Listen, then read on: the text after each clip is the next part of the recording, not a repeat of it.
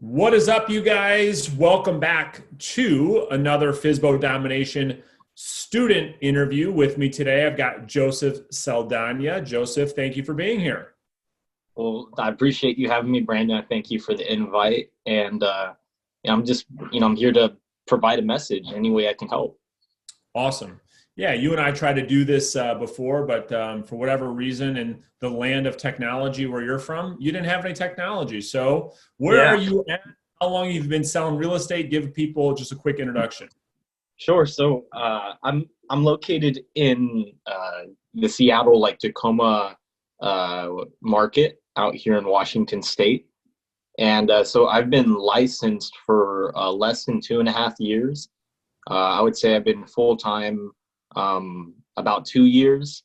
And because my first 6 months I was doing college like full time, and it was kind of hard to manage both. And when you try to dilute your focus into both, I feel like both of them kind of get kind of average. So yeah, so and then I've also been in the program for about a year, if that's your next question, since last year. A little over a year is what I'm imagining. Yeah. Awesome. Yeah, I think you're right. I think you've been with me for a long time, and that's kind of what I want to talk about today is, you were in the business for about a year before you and I met. Hmm. And I want to talk about what your mindset was like, what your business was like prior to us meeting, to what you've kind of gone through over the past year and working together, and we'll tell that story. So let's start there. So your first year in real estate, what was that like? What were the challenges? What were the things that, were easy? Walk people through how you got started in the business and what that was like. Yeah. So I originally, I was doing college, as I kind of mentioned beforehand. And, I was full time in that, and I was working at KFC, before I even hopped into real estate. I had no prior sales experience. But I knew that, when I was flipping the chicken, cooking the chicken, and, and they're yelling at me because I'm making too many batches of chicken, that like, I I knew that I had a I had skills as far as being able to connect with people. I really felt like, just growing up, I moved around a lot, and being able to connect with people in new environments is something that I'm not like, new to. So, and then my mom was also in real estate, 10 years prior. She wasn't licensed at the time that, I was in college, but she had, brought up the idea that, hey, you should get your real estate license. You can, sell a couple of houses here or there. And I'm like, huh. And then I'm like, that sounds interesting. I work for myself. And then I looked it up. I'm like, wait, real estate agents make how much? per house. And I'm like, this is awesome. There's literally, no limit. So then that's when I, in like a month and a half, I really just got my license. I just hammered through all of the schooling. And so, I was licensed, and I didn't really know how to generate business. A lot of the agents that I bumped into at the time were referral based, and they were spending like thousands of dollars on Zillow leads. And I mean, as a new agent, I didn't have those resources or anything like that. And I knew that I had to like go out and actually meet people and attract business. And that's when I stumbled into videos like about cold calling and door knocking. And so the first 6 months, I was pretty inconsistently calling and door knocking, for sale by owners, neighborhoods that, I really like, especially like high-end neighborhoods. I really tried to like, I was kind of scattered. My focus was kind of scattered. So that's how my first 6 months looked like.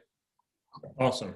So you get into business, first 6 months kind of No sales. struggle with, what's that? No sales. No sales. First 6 months, you kind of got challenged with some of the things that a lot of people get challenged with, and that is like shiny object syndrome all over the place, trying a bunch of different things. You're seeing some other agents buy leads, work Sphere, and you're like, man, how in the world am I going to do this thing, right? You have high aspirations to make a lot of money, to succeed in a big way, And for the first 6 months, I mean, it was pretty difficult, correct? Yeah, no, plenty of times where I thought that, I would quit, you know. I was at the point where, I mean, I would be asking my mom for gas money, Wow, okay. like $20 to kind of get me through. And then I think I kind of put college to the side for maybe like an interim like period where I would focus on this because this is something that I was really passionate in. I was in classes and all I could think about was making money. I needed money. And then there's also some family things that where if I had money, I really could help out my family. And at that time I couldn't. So that really burned at me. So then, are you there? Okay, Yep, I'm perfect. here.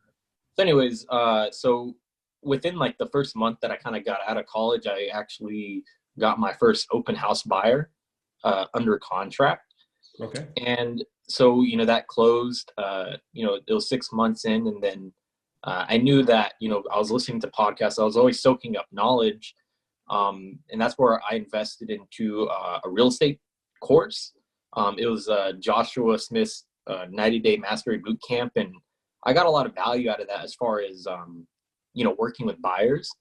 I felt like his listing strategies, I mean, probably could work, but I felt like there was still a lot of gaps as far as communicating with people and making people feel comfortable, and just all the in-betweens as far as which lead sources, like for sale by owners, which is something that we have a plethora up here in Seattle.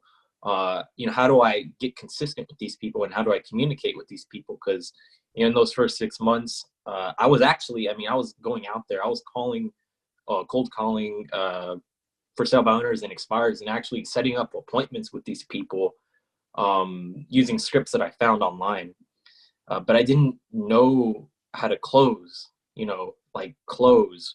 Sure. And then that's when, after I kind of bumped into you somewhere in that process, that it wasn't necessarily about closing, right? It was more about all the steps leading up to you asking, if it makes sense. I mean, would it make sense to do business together? I mean, you and I connect, and are you ready to move forward at this time?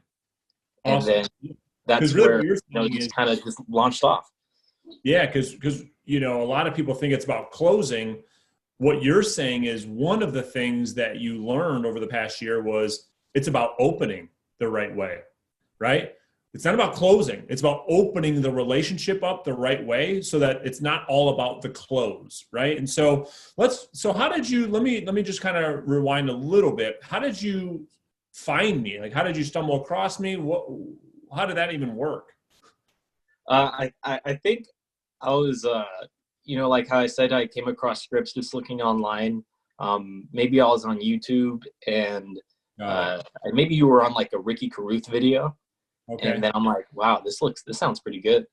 And I kind of use that script that 1.0 script that you advertise. And I noticed that I was getting a lot of appointments, but I still didn't know, the rest of the process. And that's where I really just wanted to, dive deep and, take that risk of, investing in the course. And that's where I really filled in the gaps and internalized a lot of that knowledge. Awesome. Yeah. So let's talk through that. I mean, so you stumble across me maybe online or YouTube or something like that. You reach out, you want to learn what it is that I teach, which is reverse selling. One of the things I remember this conversation. I'm listening. Yeah. You were in the beginning, just like you should be, because there's so many people selling, real estate agents, so many different things. You were very skeptical in the beginning of working together. Sure. I remember that process, and rightfully so. Real estate agents, they're like, everyone's a coach now. You know what I mean? Like, there's coaches and trainers popping up all over the place. There's good advice, there's bad advice. I really want to understand this, Joseph, and that is, what was it that made you feel at the time that investing, number one, in yourself, and then hiring me as your mentor made sense? Sure. So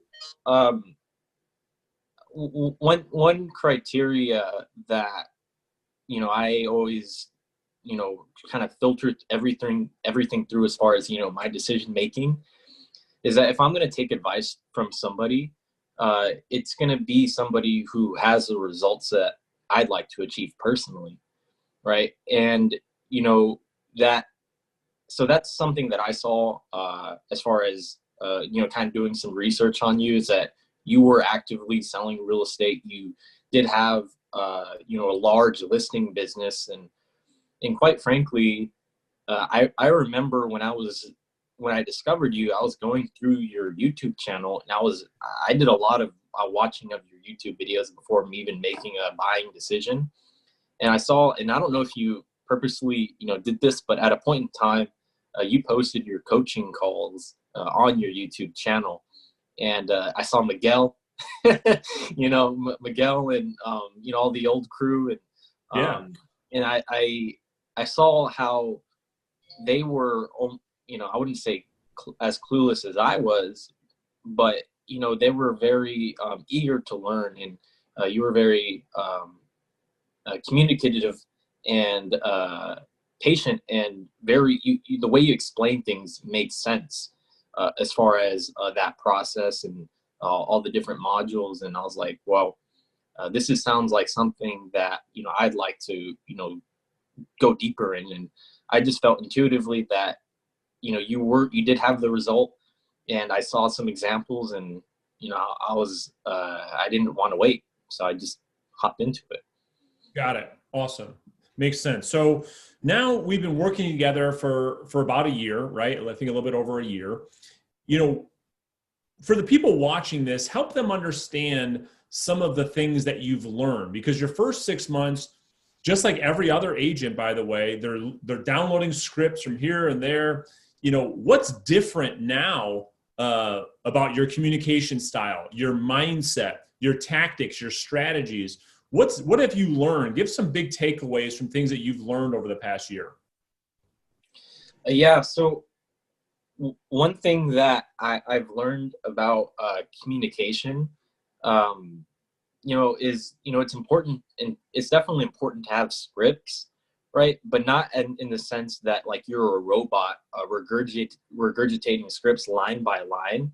But once you've internalized a script, you can conceptualize it as a framework, and you do role play to internalize that information, and you really practice with it, to the point where you don't have to think about the types of questions, the pre-qualifying questions, and the different types of questions you should be asking.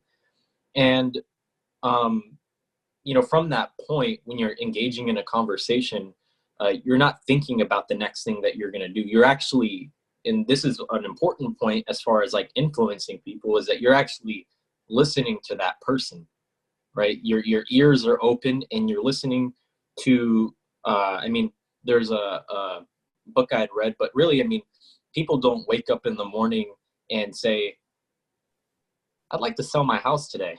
Right. There was a series of events leading up to that. That's right. Point. And, there's a lot of pain as far as, what's driving them to make a buying or selling decision. So, you're really listening and tuning into their motivation. And whenever they like respond to you, we like real estate agents have this big thing as far as overcoming objections. One thing that I've learned through the program is that you don't overcome objections. I'm not here to make you wrong in how you feel, right? That's right. I'm here to acknowledge how you feel. Like we're on the same page. Like I hear you, I'm listening, but I'm also moving forward because I know that I can achieve the result that they are looking for. If it makes sense for them at that time. So I would say, as far as communication, definitely that objection handling portion allows me to be very fluid in any conversation, and that's the ARPing that you teach, or it's also taught as like RAM, which is repeat, approve, pivot to the question, move forward, right? And so that is like really cool.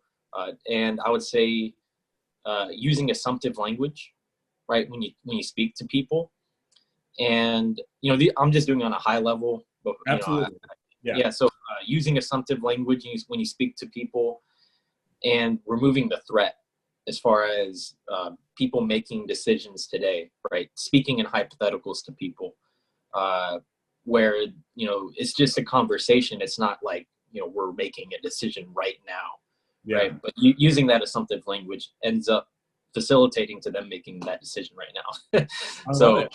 yeah, you articulated that very nicely, actually. And it's you're referring to reverse selling is what you're learning, because I think that old school sales tactics will extinct soon because of the information age. That's really why. When the consumer has so much information at their fingertips, they can get anything they want whenever they want. The sales tactics from the past no longer are effective. Reverse selling and old school selling tactics, I think, just not working on the consumer any longer. And so you're learning a new way of communicating. And so, all right. So now you're learning this new reverse selling system. What's your business look like now? I mean, is it easier for you to get a meeting, an appointment, to help clients, to onboard new clients, to set better expectations? I mean, walk people through what life's like now, 2 years in the business. Yeah, so I would say that it's been an improvement as far as, are you there? Yep, I'm here. Okay. How I talked about asking my mom for gas money? Yes. I'm actually moved out. So I have my own place. I live with my girlfriend, and I pay my own bills, which is an improvement. That's what real estate has done for me. So I'm always looking to build upon that. And as far as like specifics on the real estate portion, so since I had invested into the course, I've closed 11 properties, which half of them has been from for sale by owners. As far as like setting expectations with people, like in the past, I suffered from maybe overpricing or just not being like firm with people as far as realistic of what it would take to get the property sold. And now it's more like, I'm not attached to the outcome of this. If it doesn't make sense for you, then that's fine. And I'll go find somebody else. And so it's much more of an abundance mindset versus me relying on a couple people to make a buying or selling decision, right? Setting appointments isn't as an issue as it was in the past. In the past, I had suffered from I was really good at doing that discovering portion of the call, asking like qualifying questions, and then at the end, I didn't know how to close for an appointment. And using like the scripts that are in the program, I've learned how to go about removing the threat from the decision of when the prospect agrees to the appointment. And I've also learned how to use my voice as far as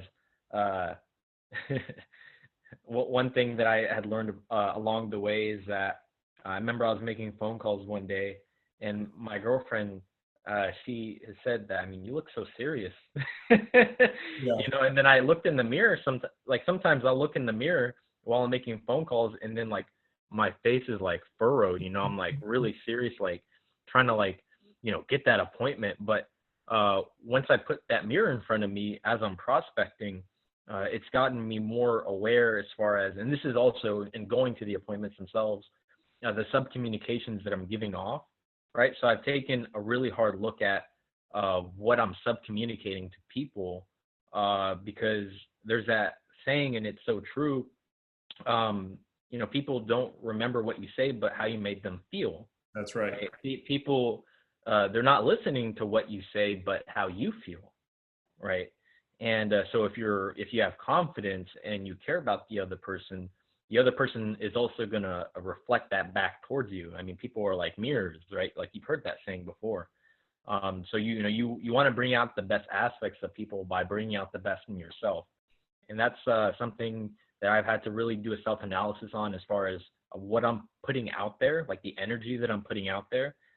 Because in the beginning of my career, I had feedback that, I was interviewing amongst multiple agents, and, I was asking for honest feedback, and they were telling me that, you could use more confidence, or you seem a little nervous, right? And I didn't, I took that constructively, that there's something that I'm,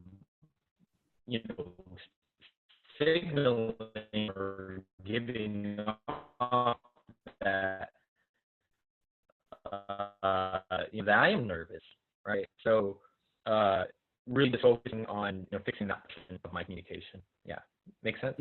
Yeah, man, I love it. I love it. So what did you on the 11 sales, what does that earn you in your marketplace? I would say total commissions, and this is, I would say GCI, probably about 90,000. Awesome.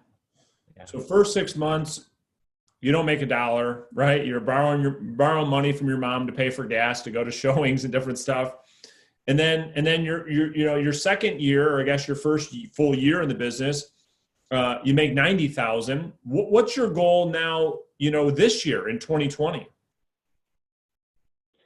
I'm sorry, Brandon, you cut off for just a moment. Yeah, no worries. So, I'm just saying, you make $90,000 in the last 12 months, right? Sure. What's your goal for the next 12 months? Like what's next for Joseph? I would say being more consistent in my prospecting efforts.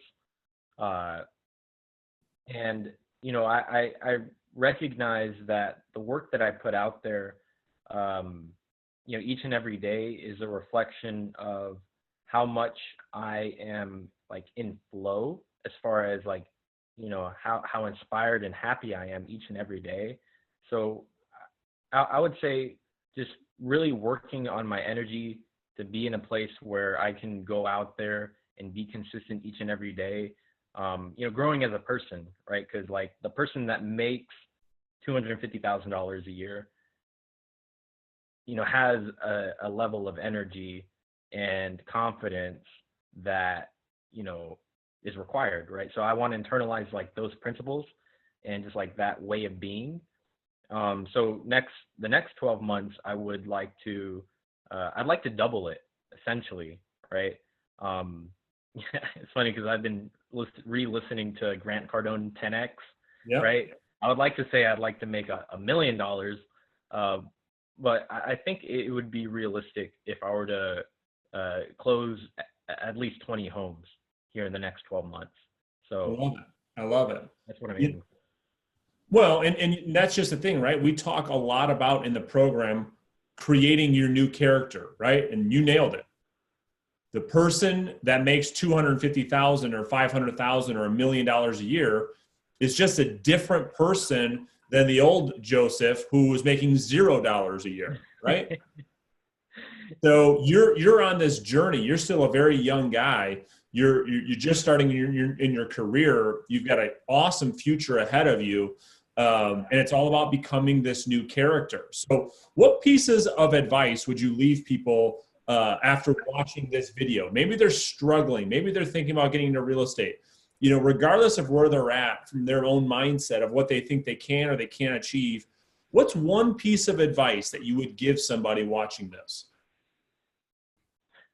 I would say in real estate, like with paydays that are, perhaps 90 days out, having faith can be difficult. I would say that, when you believe you can or can't do something, it's true, right? So if you actually believe that you can put in the work, like, Napoleon Hill, Think and Grow Rich, he calls it applied faith. Yeah. Right. So I would say just having faith that, that money is going to follow your efforts, right? And that, having a set of standards for yourself that, it's always going to improve your set of standards, but you're never going to allow your life to get below a certain point, right? And so having faith in that. And I would say also, having a vision as far as, something, each and every day you might get brought down, like, because life happens, but having something that, to inspire you each and every day, like, being grateful about the things that you do have. You may not, like, I may not have like $200,000-$300,000 in the bank, but I have running water, I have coffee, and, I do have a fear of calling people and, setting up appointments. But I do know that these people are in real pain. Like, I'm not here to make money. I mean, I am here to make money, but I also have the ability to solve people's pain. And I also have reference experience where I've helped people, clear up their debt so they can pay off all their bills. I've helped, a little old lady into a one-story home that's totally wheelchair accessible that she's going to, enjoy for the rest of her life, right? Love and it. like focusing on that impact really helps get you into action, when you come from a place of contribution. Awesome. Last question that I'm starting to ask all of our students before I end these interviews, and that is this. You go back 2 years, you start real estate all over again. What are the things that you do differently that if you did, you're in a completely different spot than you're in now? If I go back 2 years, I'd invest into your course sooner. But no, if I could go back 2 years, I'd probably spend less time meeting with people that didn't have any impact on my business, like wasting time with like, I would say focusing on the green time, right? That's the highest activity, highest dollar per hour activity. Yes. Right? And that's, making phone calls, prospecting. Yep. Following up with people, setting appointments, going on those appointments, negotiating contracts. I mean, they say that in the real estate books, but it wasn't until like maybe, in real estate 6 months down the road where I realized that the more green time I have, the more likelihood I'm going to encounter deals. That's right. So really focusing on green time and improving your language skills so you can improve the effectiveness and productivity of that green time. I love it, dude. Well said, right? It all comes down to those two things. Everyone's getting distracted. Comes down to two things, which I didn't even tee you up for this, by the way. Always comes down to your activity times your skill level equals your success. Always. And so many people want to spend so much time on all the BS. Get out of that. Spend time in the productive activities. Work on increasing your skill set, and you will make great money. So, Joseph, thank you so much, man, for taking time to do this. And I can't wait to keep watching you elevate. We'll do this again in 12 months. Share with people how you're doing. And we'll talk to you soon. I appreciate it, Brandon. Hopefully you can work with this one. Awesome. All right, brother. We'll talk to you soon. Bye. Bye-bye.